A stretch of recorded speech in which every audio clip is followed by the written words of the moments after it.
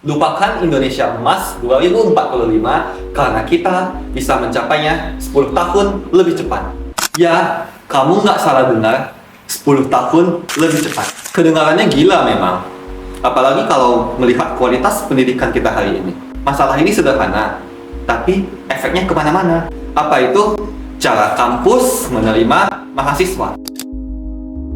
Banyak kampus di Indonesia, baik negeri maupun swasta, ketika membuka atau mempertahankan jurusannya bukan berdasarkan analisis kebutuhan nasional yang menunjukkan sektor tersebut sedang kekurangan tenaga ahli, melainkan karena pertimbangan-pertimbangan yang tidak logis. Pertama, gengsi akademik. Jurusan tersebut dianggap prestisius sehingga dianggap keren oleh para calon mahasiswa.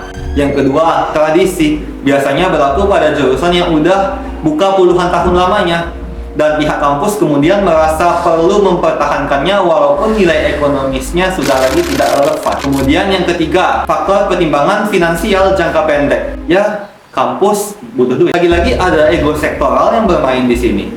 Akibatnya terjadilah fenomena oversupply. Artinya, jumlah sarjana yang dihasilkan setiap tahun dari jurusan tersebut jauh melampaui jumlah lapangan kerja yang tersedia sesuai bidang mereka. Contoh konkretnya, mari kita lihat jurusan hubungan internasional di salah satu kampus. Ada sekitar 200 mahasiswa baru yang diterima. Artinya dalam 4 tahun kampus tersebut menghasilkan sekitar 800 sarjana. Kita bisa melihat bahwa HI itu umumnya identik dengan diplomat gitu kan. Dan ketika kita cek lowongan pada Kementerian Luar Negeri, itu hanya ada sekitar puluhan lowongan. Seperti di NGO, PBB, ataupun lembaga-lembaga internasional lainnya, kita hanya akan mendapati sangat sedikit sekali lowongan.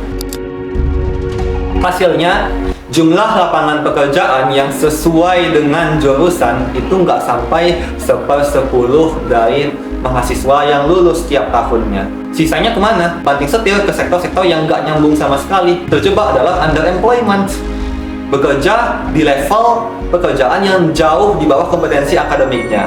Implikasi atau dampaknya serius nih teman-teman. Pertama, jelas pemborosan sumber daya, waktu, tenaga, dan investasi keuangan itu sudah diberikan tapi tidak memberikan return yang sepadan. Kemudian yang kedua, kekecewaan publik. Orang tua ataupun mahasiswa bakal makin mempertanyakan nih, apakah kuliah di jurusan ini worth it atau enggak? Masalah ini, kalau dilihat sekilas, mungkin terdengar sederhana. Cuma mahasiswa yang kelebihan jumlahnya di satu jurusan. Efeknya nggak cuma di ruang kelas, tapi merembet ke berbagai sektor kehidupan. Pertama, underemployment massal. Kita nggak cuma bicara tentang pengangguran, tapi kita bicara soal jutaan skill yang terbuang sia-sia karena mereka tidak bekerja di bidang yang sesuai dengan keahlian mereka. Tentu saja itu merupakan suatu pemborosan terhadap talent-talent yang kita punya. Untuk kuliah itu kita menginvestasikan banyak sekali. Uang kuliah, uang buku, internet, transportasi, semua itu ditanggung sama keluarga dari berbagai macam latar belakang. Di satu sisi negara juga terlibat nih dalam pembiayaan kuliah melalui skema subsidi ataupun pemberian beasiswa.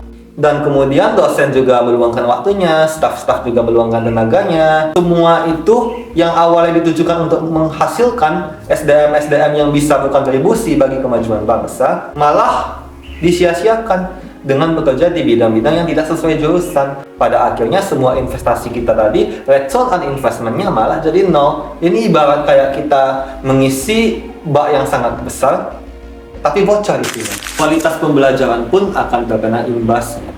Ketika intake atau penerimaan mahasiswa itu membengkak, maka rasio dosen mahasiswa pun juga bakal semakin jauh dari kata ideal. Dosen bakal kewalahan nih menghandle mahasiswa yang jumlahnya bisa sampai 70 atau 80 manusia dalam satu kelas.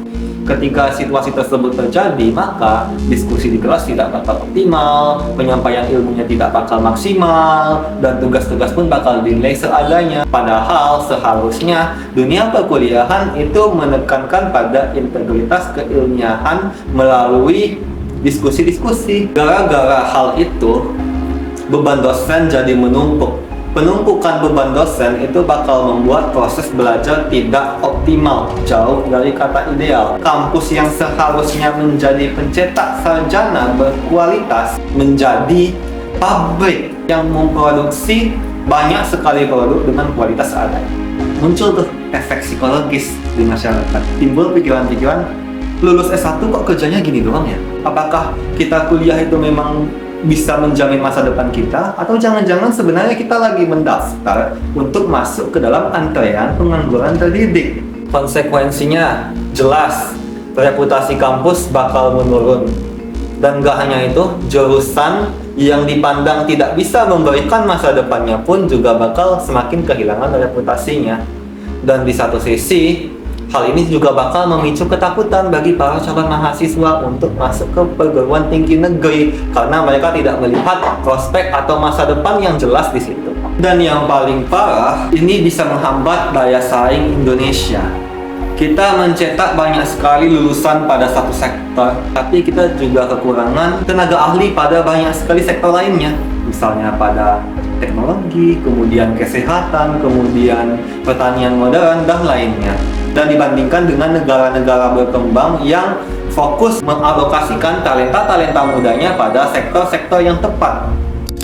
Salah satu penghambat terbesar Indonesia emas 2045 bukanlah bangsa ini kekurangan orang pintar, melainkan kita tidak pandai mengalokasikan mereka pada tempat yang tepat dan di waktu yang tepat.